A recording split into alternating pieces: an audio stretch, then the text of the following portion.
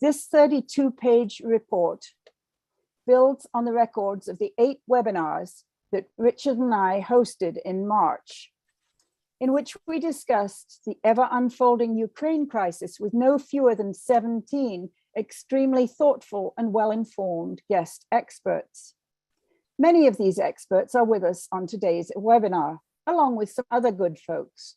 I'll be introducing all the guests who are here very soon, and each will get a chance to speak for just 2 minutes before we move on to a broader conversation. Before I hand over to Richard, I want to make a few quick notes about our new report. The report contains short digests of all the 8 conversations we held during the March webinar series. I want to recognize the great contributions that all the participants in the webinars made to our project. Some of the conversations revealed fairly sharp differences of opinion, but I hope that we were able to model how, even regarding the very complex subject of Ukraine today, such differences can still be explored in a collegial and constructive way. The report also contains a list of 8 policy recommendations that Richard, our colleagues on the Just World Ed board, and I drew from the March conversations. The first 2 of those were calls for a Ukraine-wide ceasefire now and for an embargo on arms shipments into Ukraine by all countries. I urge you to read the whole list. Actually, I'm going to drop a link for that into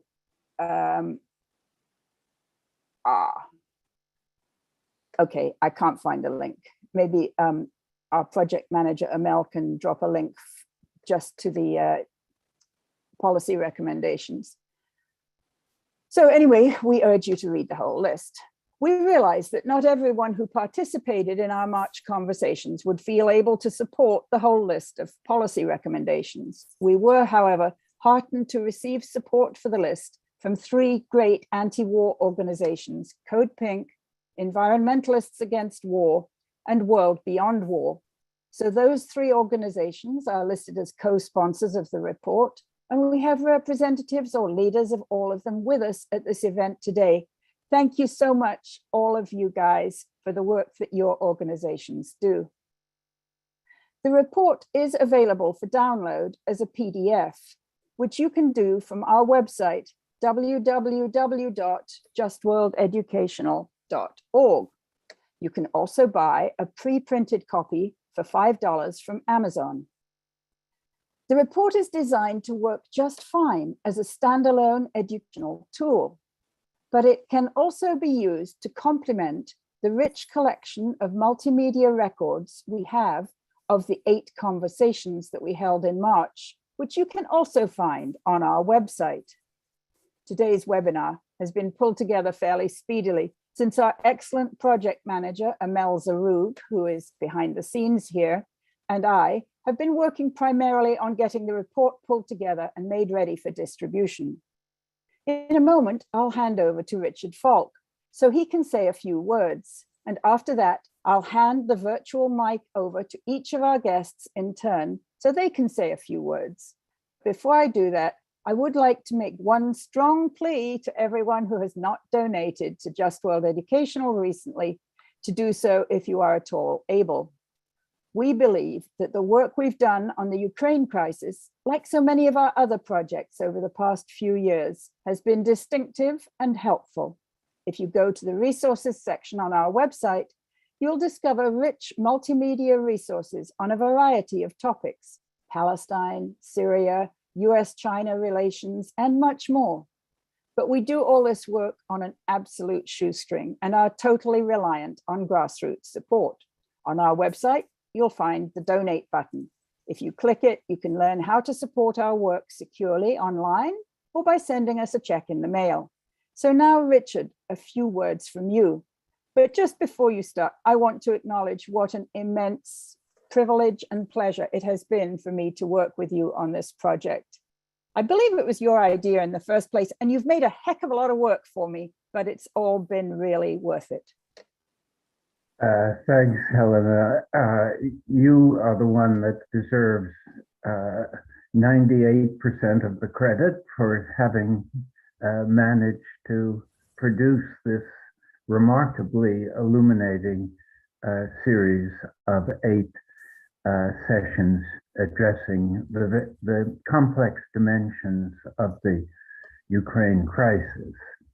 And I think it has been a particular contribution because the mainstream media has been so disappointing in its focus on the atrocities and devastation, and its failure to address the context within which these horrific developments have occurred.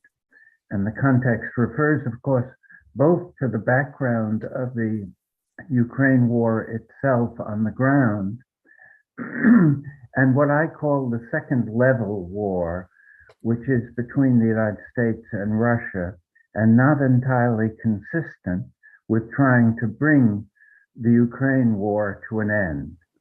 And the United States has irresponsibly failed to call attention to a diplomatic alternative that it would support. It has pressed for punitive and coercive approaches throughout.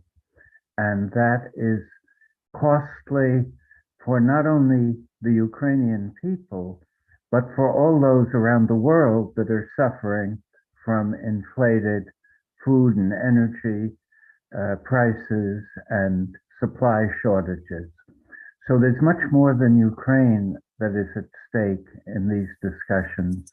And I look forward to our friends who are gathered here to address these issues in their normal creative manner. Thank you so much. It's great to have you with us, Richard. And we have another board member also, who is Rick Sterling. Rick, if you just, I don't know, I think you have to speak. You have to speak for people to see your gorgeous face. So if you could say something. Yeah, nice to be with you. I actually joined the webinar thinking I was going to be a viewer. I wasn't expecting to be a panelist, but if you extend that, or as you evidently have, I'm happy to be here. Well, it's great to have you and to have your work on the Just World Ed board.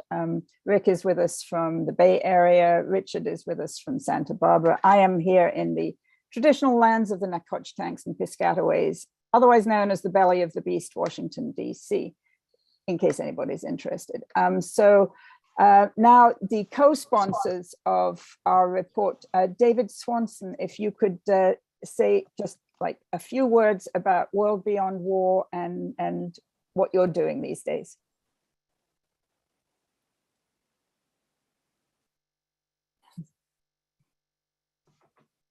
Still not hearing you, sorry. And again, are you hearing me? Yes, yes. You are hearing me. Okay. Take it this is not my fit the whole war into 2 minutes speech, but just saying hi. And so I'm just saying hi. And I'm in Charlottesville, Virginia, and I'm the director of World Beyond War. You can find it at worldbeyondwar.org. And we are an educational and activist organization around the world working to end all war. Thank you. That's super. I'm really pleased to have you with us. And next up, we have Gar Smith of Environmentalists Against War.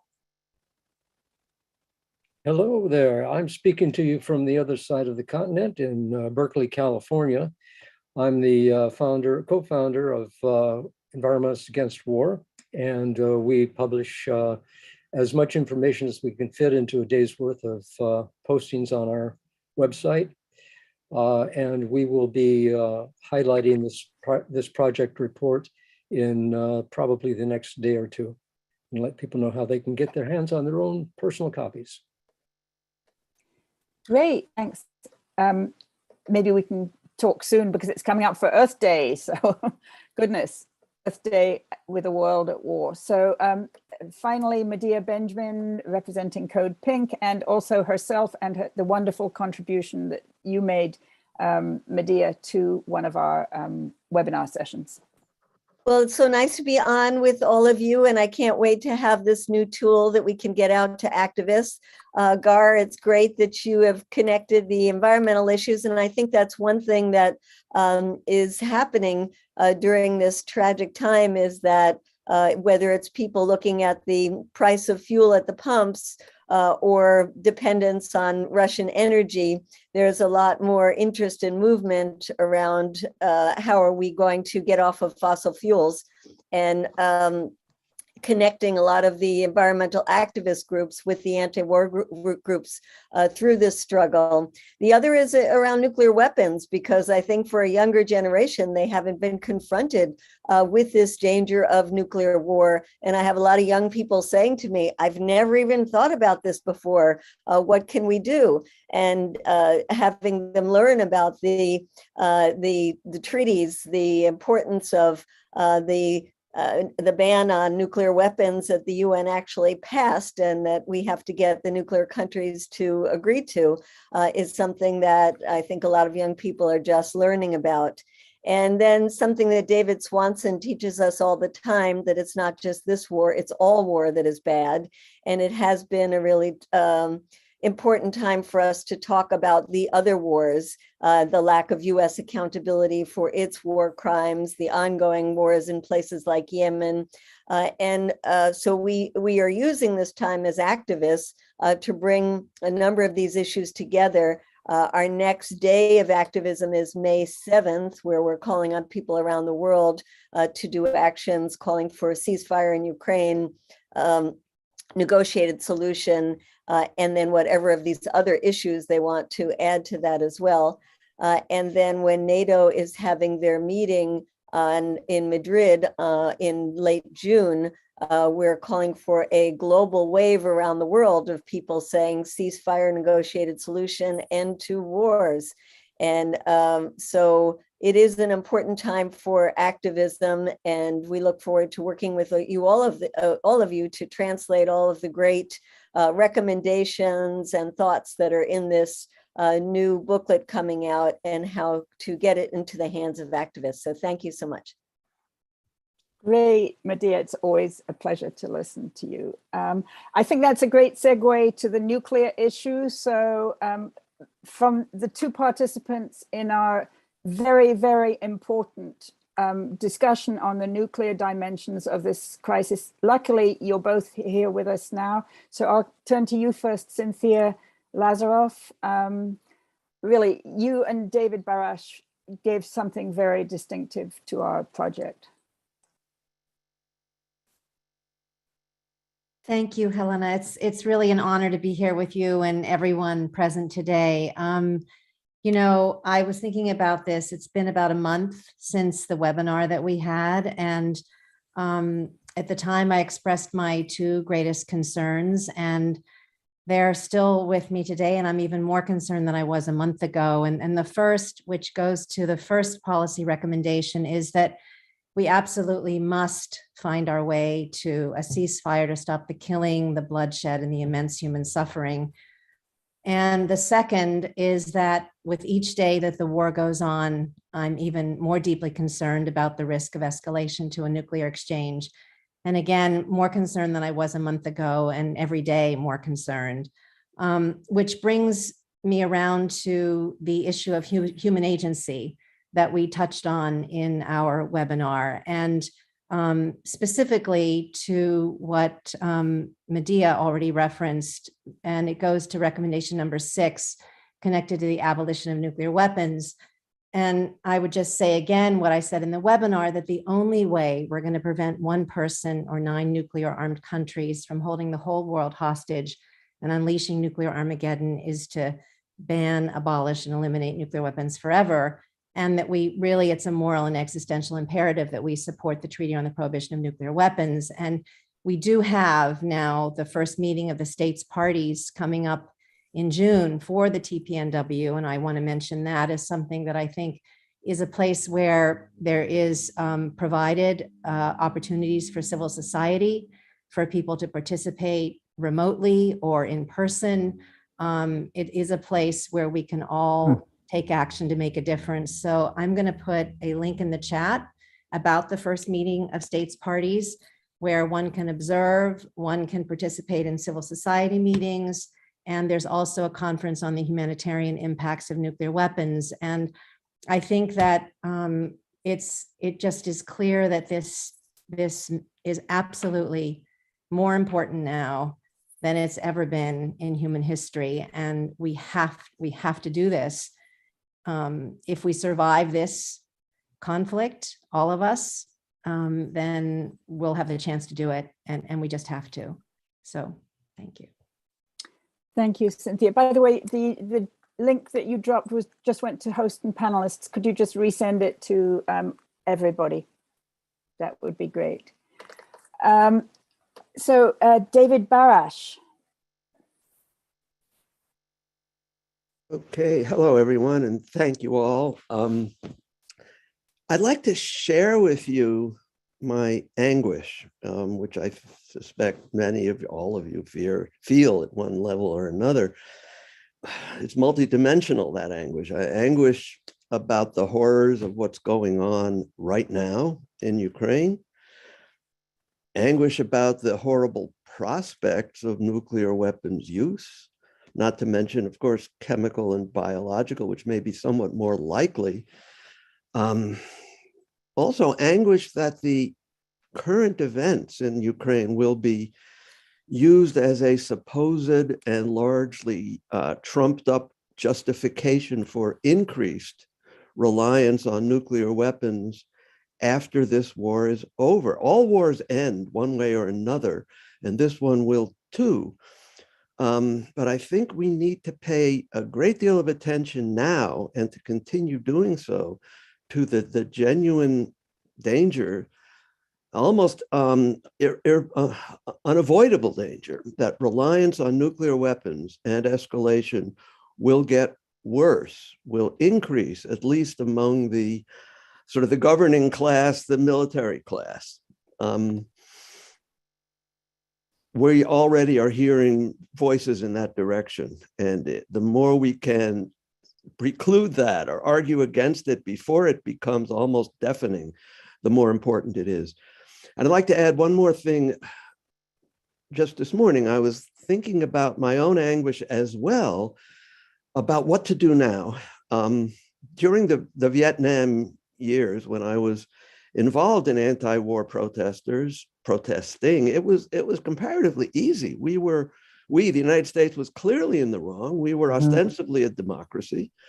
And so protesting against our own government was unquestionably the right thing to do. Right now, in terms of immediate causation, I think Putin is in the wrong. If you go back for more, as Richard emphasized, there are all sorts of issues of causation, aspects of causation in which the United States was very, very much involved. And we can certainly get into that. The question is, what could we do now to stop Putin? And I think there's virtually nothing we could do to stop Putin. And I do think that Zelensky and Ukraine are right now the victims. Not that they haven't done some things wrong in the past.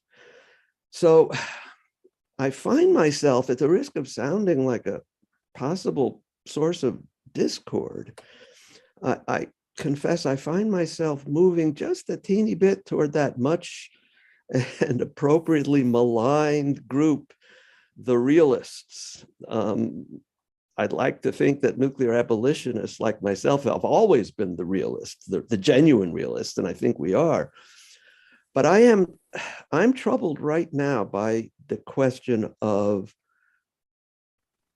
can I honestly be in favor of opposing sending Ukraine what at least the government of Ukraine so desperately claims that they need and want, and leave them at the mercy of Putin right now, of an aggressor right now? I think we couldn't do that. We need to push very much, as the very important report indicates, we need to push for a ceasefire for sure. But the realist within me, and I hate that realist says we absolutely shouldn't do that unless we have a guaranteed ceasefire first, and that would make it more realistic, I think, for everyone. Well, thanks, David. Like I said, we were not always in agreement in the webinars, and David has expressed that. I would just say, that I've discussed this issue of the arms embargo on all transfers of weapons into Ukraine with several people that I'm very close to, and who are troubled by it because, Zelensky wants the weapons. And my answer is really that, first of all, there's this thing going on in Washington, D.C. right now, where they're trying, people in Congress are trying to finagle the issue of defensive weapons, offensive weapons, allegedly defensive weapons, and so on and so forth. They will do that as long as they want. And, weapons that in my view are clearly offensive are being sent. So that brings us closer to a nuclear exchange or a superpower exchange. What we did put into the list of recommendations is that both the ceasefire and the arms embargo should be monitored and verified by the United Nations and the Organization for Security and Cooperation in Europe, both of which are fairly close to the West at this point. So that, those monitoring devices should be a reassurance that, Russia is not going to break the ceasefire without getting caught, or that Russia is not going to break the arms embargo without getting caught. Anyway, we'll continue the discussion later on. I also just think, like, realists like John Mearsheimer is one of the uber realists, and he is very opposed to US engagement in this war. So there's a lot of realisms out there, and you express one. So let's come on. I think now we have both Ray and Katrina, who are in some sense experts on Russian decision-making, Cold War balance type issues. Ray McGovern, why don't you have your 2 minutes? Am I on? Can you hear me? You're on. Okay. Yes. My profession has been intelligence analysis. Most of us back in the day were thorough realists. So I would preface my remarks by simply saying I share the emotion.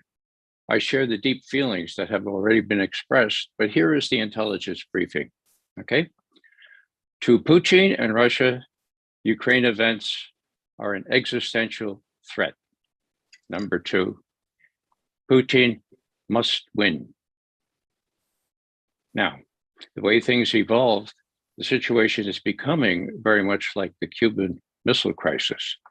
That is the precise analogy. Not Iraq, not Afghanistan, where one side didn't have to win because there were no existential threat to it, okay? It's the Cuban Missile Crisis which governs. Now, can Russia win? Yes, Russia can win. Will Russia win? Almost certainly, Russia will be able to succeed in achieving most of its aims in Ukraine. Why? Because Russia has a big brother.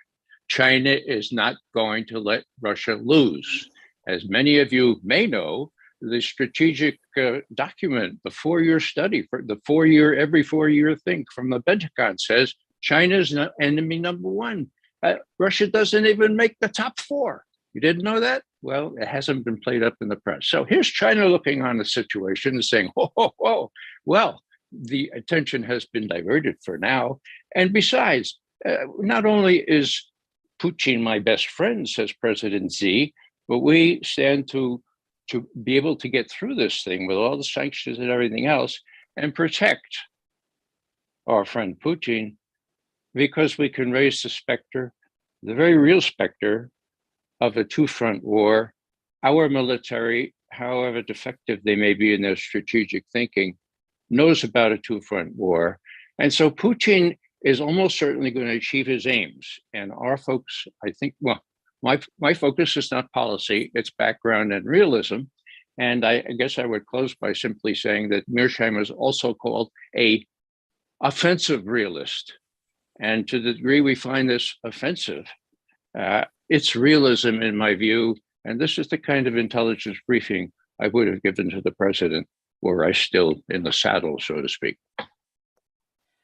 Thank you, Ray. And Katrina vanden Heuvel, wonderful to have you with us. Thank you, made such a Helena. super contribution. Thank you, and thank you By the for. way, I just want to tell you that we had somebody from Germany say that he thought that the session you did with Ambassador Chaz Freeman was so important that he's now translated it into German, and I think he's submitting it. That's to wonderful. Well, it was testament to Ambassador.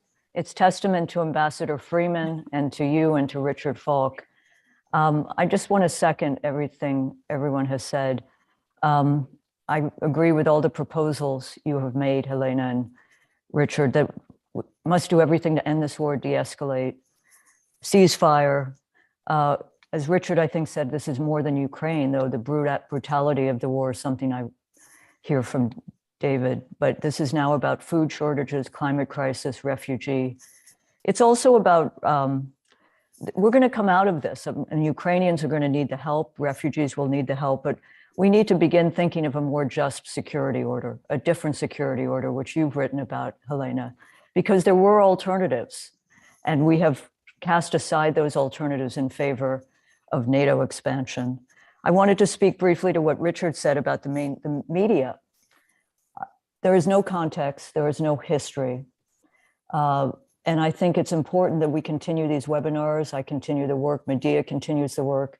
We're going to come out of this, and if we come into this, as Ray has called it, Mickey Mouse world, we're going to lose the ability to deal with so many of the problems. And I'd conclude, the U.S. Committee on U.S.-Russia Accord had the conversation with John Mearsheimer. I consider myself a progressive realist. Dialogue, debate, restraint. We are living in a world right now where the points of view we are expressing on this call, for the most part, are demonized, are stigmatized. I'm not asking people to agree with all of us, but we need to have a broader, more robust debate in this country. And I think some of that is probably getting outside Washington and talking to different people. But I conclude, having spent 40 years, and my late husband, Steve, whose book is being reissued, spending so much of our life trying to improve US-Russian relations. I also hope that many Russians who have opposed this war are not demonized, because we again have to come out and find ways to work together, which seems impossible now. But you know, I thank you for the policy recommendations, and I think they need to be circulated widely. And I thank you for letting me join this call and listening to the wisdom of so many. No, it's great to have you with us. Richard, do you have something to sum up or to react to all these wonderful contributions? Mute, mute, mute, unmute. I would only echo what you said, that we've heard really stimulating things that all the American people should be hearing, and very few are. And so part of the challenge and in a sense responsibility of civil society is to make our voices heard. And I think this is a small effort in this direction, but it suggests how fruitful it can be. I would just add one point to what has been very well articulated, and that is, I think that Biden's demonization of Putin is very unfortunate and ill-becoming a leader of an important country. It's one thing for people in civil society to speak of Putin this way, but if you have any interest in finding a diplomatic path to a ceasefire, the last thing you want to do is to drive the opposing leader into a position where even a non-paranoid political actor would take severe offense. It's up to, I think one thing that would be very important would be a civil society tribunal that examines both geopolitical crimes and the crime of aggression. In other words, the geopolitical crime of the US of manipulating this war for the Chinese, to send China a message, which I agree with what Ray had to say about that, and the prohibition on aggression.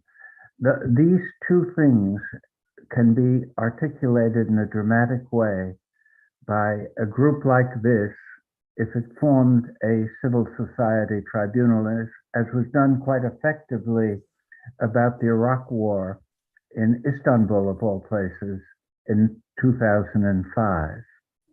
So I think that's just one idea that I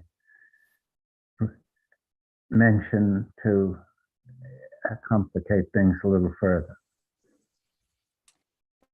That's great. Put it in my head and think about it a bit more later. I can't plan any project in the next few weeks. I'm just exhausted. I do just want to underline a couple of aspects of the report that aren't actually represented here. We did have 3 participants in our webinar series who were people from the Global South. I was hoping that Vijay Prashad would be with us, but sadly he's not today. But we had Vijay Prashad, we had Dr. Radha Kumar from India, and we had Indi Samarajiva from Sri Lanka.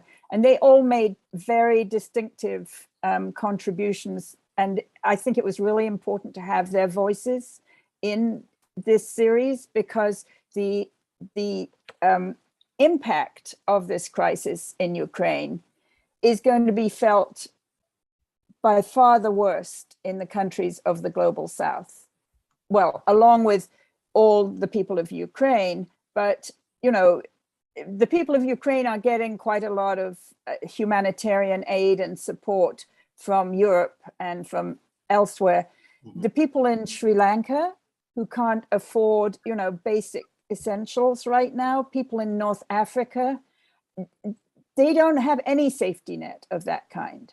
So, you know, I think having those voices represented was good for our project. Another thing that I thought was distinctive, and Medea actually mentioned this a bit, and David to some extent just now, is the fact that the younger generations are living in a situation that is very different from the situation that those of us who remember the Vietnam era anti-war movement, or who remember the Cold War, who remember the Helsinki process and the OSCE and the ABM treaty and all those acronyms, I mean, you know, from the Cold War, and remember how terrifying it was to be coming up in a situation where all life on Earth could be wiped out by one flock of geese if they had been misidentified as an incoming missile.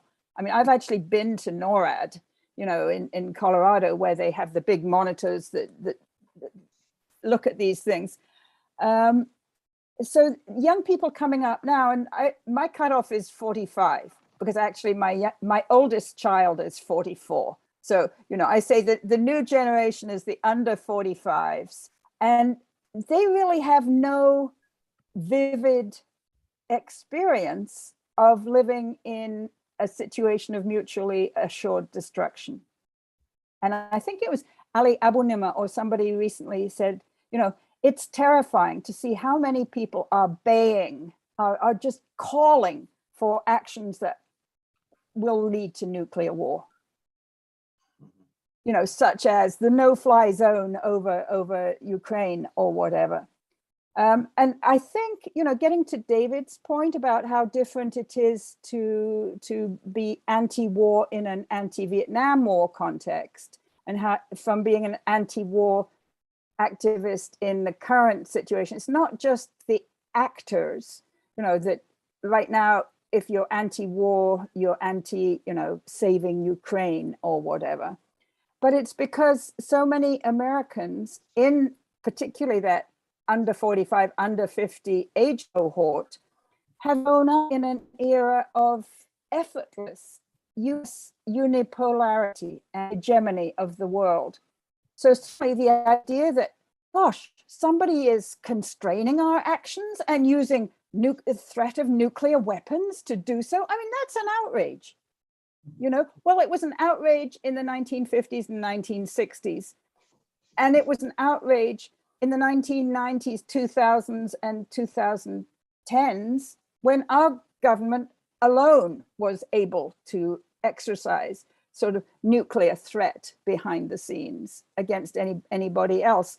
But I think we do have a lot of work to do, to educational work for the under 45s. Any ideas, people, on what we can do in addition to producing our report?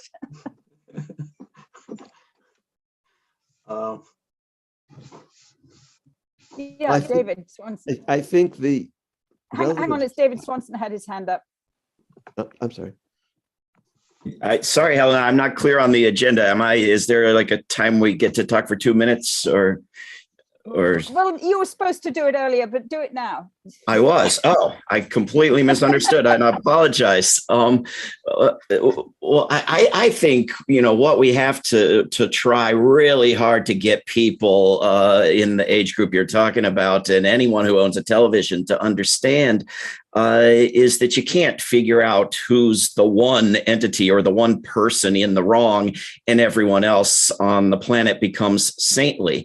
And we have to reject the even more silly notion that once we've acknowledged that more than one entity can be doing wrong, that we aren't suggesting that somehow all wrongs are equal to each other. I think there is, a desperate need, as this report makes so clear, to push for a ceasefire and an end to the war. And the notion that that's nothing is exactly wrong. That is exactly everything. Starvation on Earth is caused more by military spending than by anything else. And military spending kills vastly more people through starvation than through wars until they become nuclear. And the famines created directly by the wars also kill vastly more people than the wars until they become nuclear, right? And on top of which, you have the danger of them becoming nuclear, with a recent poll showing 70% of people in the US fear this war will go nuclear. And I'm sure at least 0.7% of them have done anything about it. And we could talk about why that is and what that means. On top of which, the war has completely diverted any possible energy from climate collapse and moved people not, unfortunately, to renewable energies, but to celebrating flooding the world with more fossil fuels. And so among the many, many reasons being offered for not doing what this report demands immediately, including we've identified the one wrong character and he's Satan and you can't negotiate with monsters, in recent articles, is the idea of prosecution, of justice, of the rule of law. If you negotiate a settlement, well, then you can't prosecute the monster, right? And this is the most absurd admission that it's all about victor's justice. If we had a real court, two parties to a war couldn't negotiate or a prosecution into existence or out of existence. If we had a court that was going to prosecute both sides of a war, and more so the more it goes on, well, then it would be moving both sides to end the war without needing to make an announcement that the war must end or anything else. So, I think we need to work with the world outside of the two biggest outlaws, the two biggest treaty abstainers and violators, the two biggest weapons dealers, the two biggest nuke owners, the two biggest veto wielders, for a universal rule of law where prosecution isn't part of a war strategy, but part of a legal strategy. Thank Thank you. That's really an important point to put in. So I'm going to ask all the panelists, if you want to speak, to raise your hand. Who I have on the list so far is Rick Sterling, our board member, Cynthia Lazaroff, and I did have another one. Medea Benjamin had her hand up. Okay. Oh, I see we're getting actual hands. Okay, so Rick and then Cynthia and then Gar and then Ray. Yeah. Yeah, thanks very much. I think it's very important to challenge the demonization of Russia and Putin. And I was happy to see that in the list of policy recommendations. The examples of Bucha and the maternity hospital and the event center in Mariupol, there's a lot of evidence pointing out that those incidents were absolutely not the way they are portrayed in the media. And I think it's really important to challenge the propaganda. I've worked a lot around Syria, and Syria, there was an immense amount of propaganda around Syria, chemical weapons, and we're seeing a repeat there where we had the OPCW issuing a statement about about allegations of chemical weapons, and it's extremely dangerous. And the difference here is that between Syria and Assad and Russia and Putin, the really almost rabid hatred of Putin and the comparison of him to Hitler, where is that leading? Where does that, where does that take us? I think it's really important to challenge that and to bring facts to bear, because there are a lot of facts, whether it's about Syria or whether it's about Russia right now. I think alternative sources of information are critically important. I was reading over the last week or two, I was reading Brzezinski's Grand Chessboard, written in 1997, and it's evident that what he charted there is still the policy of the U.S. in terms of U.S. dominating Eurasia. He talked about the importance of that. He talked about the importance of expanding NATO, and he talked about the importance of Ukraine as pivotal to limiting and restricting Russia, with his proposal that Russia break up into 3 separate groups. So this is 25 years ago that he wrote this, but this is still U.S. policy. And yet most of the public, of course, has no awareness of this, nor have they awareness that the war didn't begin on February 24. Really, it began 8 years ago. So I think challenging the mainstream narrative is critically important, because that's what's, that's going to play a big part in what Congress ends up doing. Thank you. Yeah.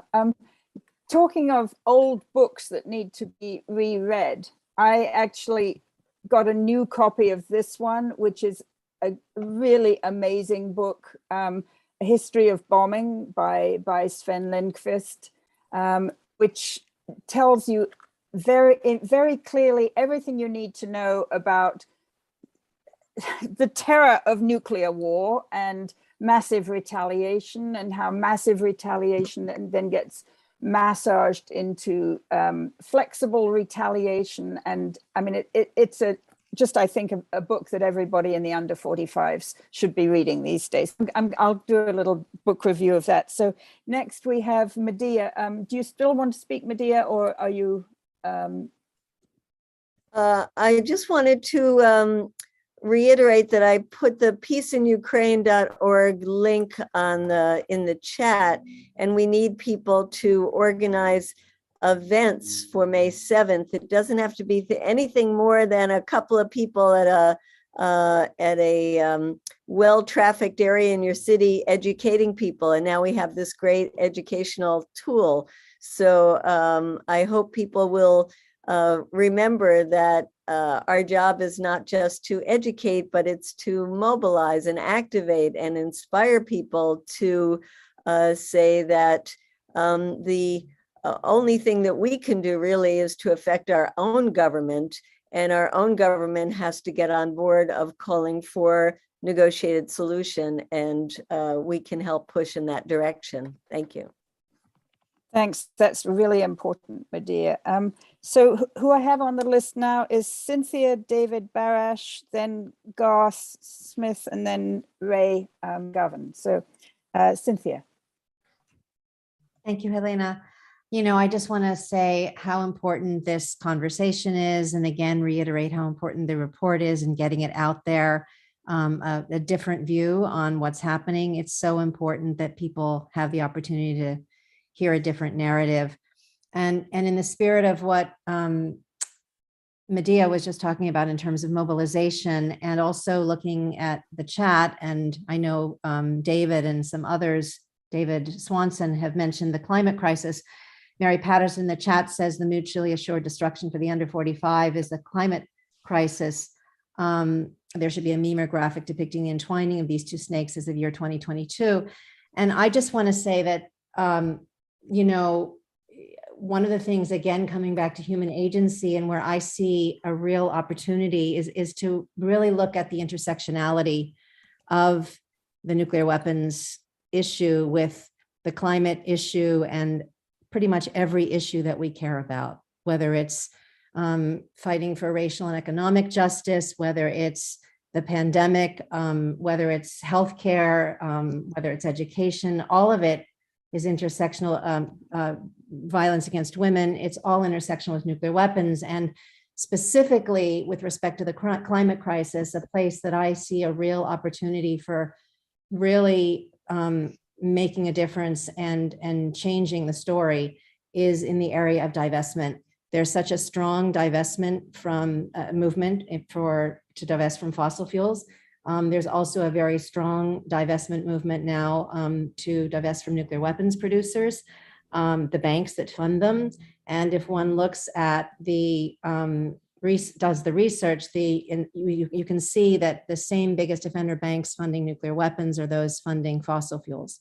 So many of them. So it's a real opportunity for our movements to come together and to reclaim our power by taking the money away from those who are actually the ones who are benefiting from this war, the nuclear weapons and weapons producers in general, and the fossil fuel industry. These are the people who are really, really making, I would say, a killing on this war. You know, they're really making so much money. So, so that's just an invitation for a way for us to become unstoppable, if we can, by coming together across movements and really seizing this moment to take the money away from the people who are really trying to rob us of our future. Thank you so much. Yeah, absolutely. David Barash, you've had your hand up for a long time. Yes, thank you. And I want to compliment Cynthia in particular. Those last sentence that you used really resonated. The people who are trying to steal our future.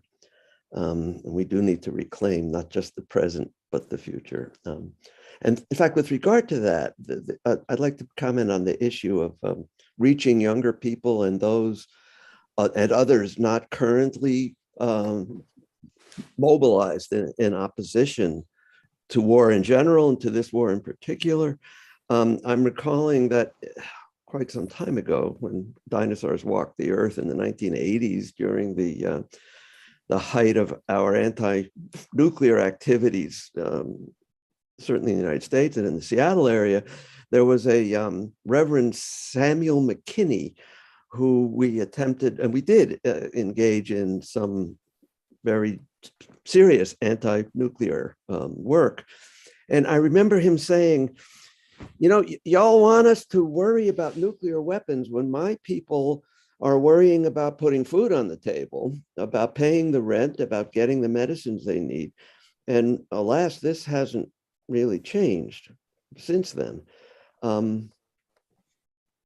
And I hope to God, or hope to hell, or hope to Darwin that this does change, and we need to work toward that. I also think we have an opportunity here to take advantage of the enhanced awareness of nuclear weapons and of the danger they pose. And instead, and to move that energy away from what I think would be, again, I already said this, but a terribly wrong-headed but likely embrace of them, to leveraging that awareness on behalf of nuclear abolitionism. This is it's a dangerous time, horribly dangerous. It also provides us with an opportunity, I think, to take advantage of this newfound, for so many younger people, newfound awareness, and leverage it on behalf of abolitionism, rather than an enhanced embrace, which I fear, again, is really a risk. Already, the usual suspects have begun saying almost gleefully, "We told you so. If Ukraine hadn't given up its nuclear weapons, none of this would have happened." Well, I think this can be refuted, and needs to be, on behalf of a greater push, maybe a greater than ever push, toward nuclear abolition. So actually, people can see a much deeper discussion of this in our report, which is called Ukraine, Stop the Carnage, Build the Peace, when David Barash and Cynthia Lazaroff had a very good discussion of the nuclear aspects of the current crisis. So that's just like my little advertisement coming in here. But really, these are all very serious topics. Moving right along to Gar Smith and then Ray McGovern. Yeah, thanks to Cynthia for bringing up the divestment movement. That is a bright hope for people who are looking for some kind of curative action. For my 2 minutes, I put together a little environmental spin on the situation with war on the planet. And here we go. In Ukraine and around the world, big oil and big war are linked to political instability and climate chaos. Invading Russian forces have targeted Ukraine's oil depots for destruction.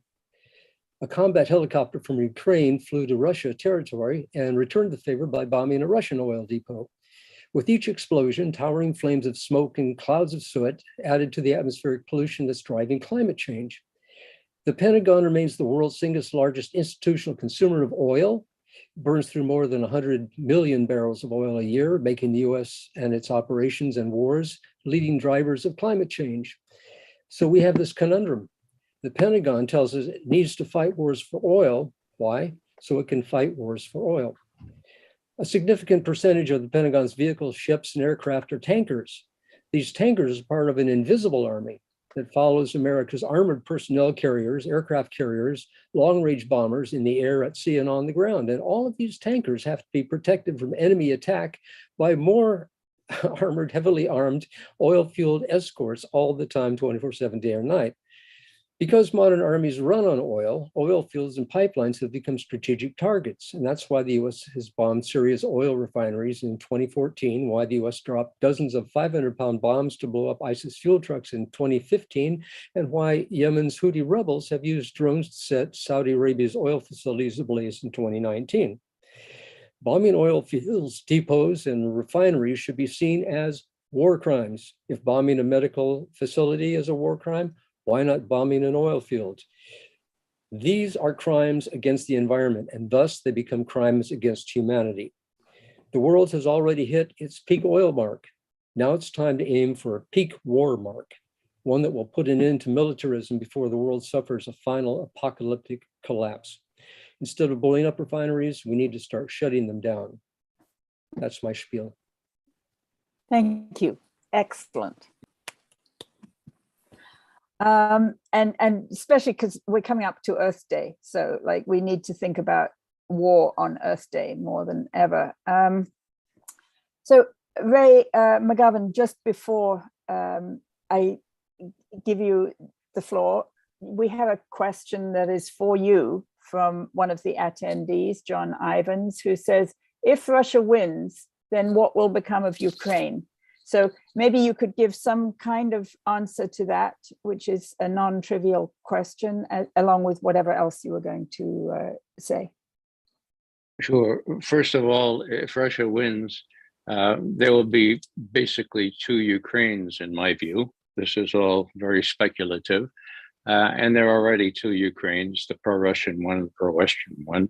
They will be split down by the Dnieper River, where the first Russian civilization existed and took place. So that's my short answer to that. That's the way it would be. And hopefully there would be a demarcation line keeping the two apart. But what I was going to say is, in picking up on what Gar says, what I like to do is talk about the mother of all opportunity costs. Now, we all know what opportunity costs are, right? The mother of all opportunity costs is the Ukraine war. I don't have to add anything to what Gar has already said. Now, I suppose that not everybody has 10 grandchildren, like I do. I got six. I got six. And I suppose there's some people that don't have any grandchildren. And I suppose most of the Mickey Mat, I suppose they don't, maybe they have protected communities where they think the grandchildren will be, it's not going to be okay. Ray, spell out Mickey Mat, please. All right. It used to be the MIC, the Military Industrial Complex. Now it's the Military Industrial Congressional Intelligence Media Academia Think Tank Complex. That covers pretty much all of it. And I'm just very proud of having the late Stephen Cohen endorse that as kind of being apt for these days, for this day and age. But they are the ones that profiteering on this, not profiting, they're profiteering, and at the cost of next generation. So that is the mother of all opportunity costs. And, if that doesn't get younger people mobilized, then I have one more suggestion and then I'll stop. And that is, there was a coup d'etat in Kiev on the 22nd of February, 2014, which has been appropriately called the most blatant coup in history. Why the most blatant coup? Because it was advertised 18 days before on YouTube.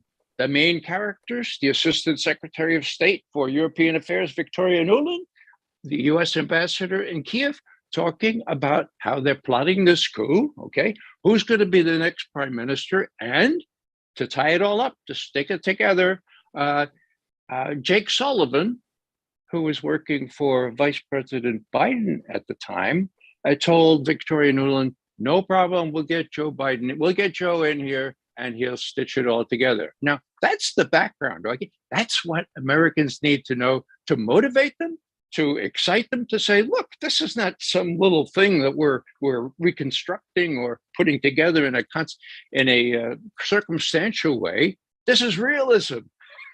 This is the tape. Victoria Nuland apologized for saying F the EU. So it's real, it's authentic. That's what people need to know. That's where it all started, as Rick and others have already pointed out. So we need to motivate them. And if that doesn't do it, well, we have to find something. We're not going to give up. We find something else. Thank you. Thanks, Ray. So Richard Falk, would you like to sum up where we are at this point with the conversation, or with the struggle that is needed? Well, it's very difficult to sum up, but I think there are certain salient points that could be usefully underlined. And one is the complexity of the nuclear dimension. That on the one side, there is this widespread feeling that Ukraine would not have been attacked if it had not given up nuclear weapons, which is an incentive for other countries that buy that argument to acquire nuclear weapons. And it's probable that Iraq wouldn't have been attacked in 2003 had they possessed nuclear weapons. At least the speculation is quite strong. And this applies currently to the thinking that must be going on in Iran about the nuclear issue. That versus the danger that we've all been addressing and underscoring, and raising that intersectional question that Cynthia brought before us so well. The issue is whether anti-nuclearism should be tied to anti-war. I mean, is this a time when getting rid of nuclear weapons, nuclear abolition, also implies renouncing war as an instrument of foreign policy? It seems to me that that would engender a broader kind of mobilization. And I think also important what Medea was saying about the distinction between educating people and mobilizing people. It's a time not only to understand the conflict, but to do something about it, and to do something about what is going wrong and is partly, at least, accentuated by the irresponsibility of our own country's leadership.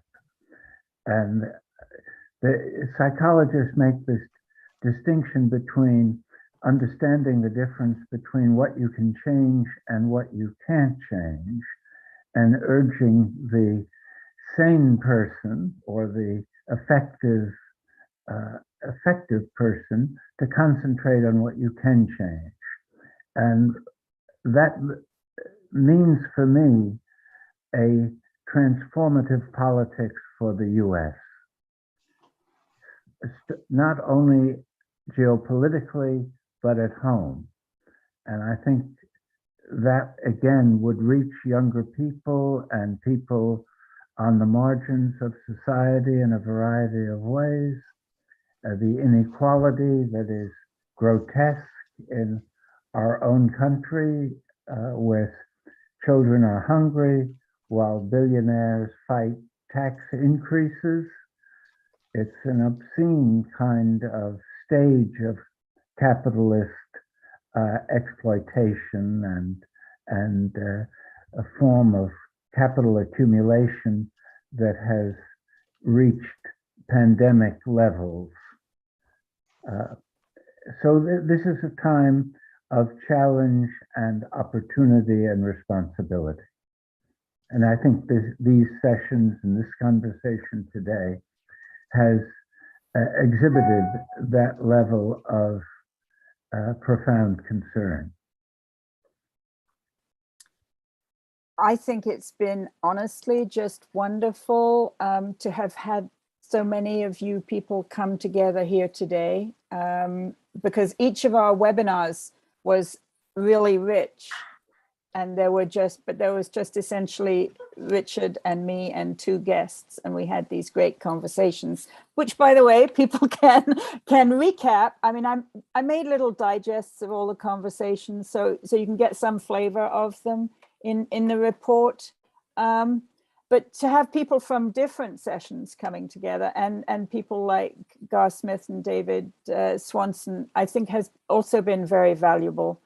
And what I would love, The Nation magazine does these cruises. I'm not a person that goes on cruises, but if Katrina and The Nation were to organize a cruise just with everybody that contributed to our webinar series, wouldn't that be a thing? So maybe that should be our next demand. We should all write to Katrina and ask her to do that, because between us we could come up with some really excellent action plans, and I completely agree that action plans are what we need. So thank you everybody who's attended this session. Thank you everybody who's been a panelist on this session. Thank you to my colleague, our project manager, Amel Zaroug, who's been behind the scenes doing the video recording and so much else for this whole project.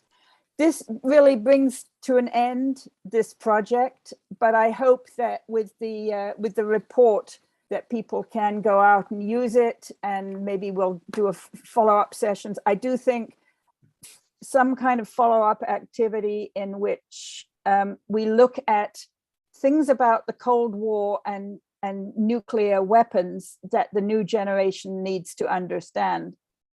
It will be really important. So, you know, we'll do that at some point, maybe after I've recovered sight in my right eye. But I want to thank each and every one of you for being here today. I know that Medea and Katrina vanden Heuvel and probably somebody else had to leave early. Looks like David Swanson had to leave early. But it's been a great conversation. Thank you so much for the contributions you have all made to this effort to try to stop the carnage in Ukraine and to build the peace that we need, not just for Ukraine, but for the whole of humanity. What can I say? Give to Just World Educational, get out there, be active, and use all the resources that we have on our website, this and the Multimedia Resource Center and all the other multimedia resource centers. And maybe finally, I should just say thank you, Richard Falk. It's been a great 2 months. It's been a great journey, us doing this together and having all these wonderful people to work with. So thank you, everybody, and stay safe. And I'll see you all. Amel, okay. I think we shall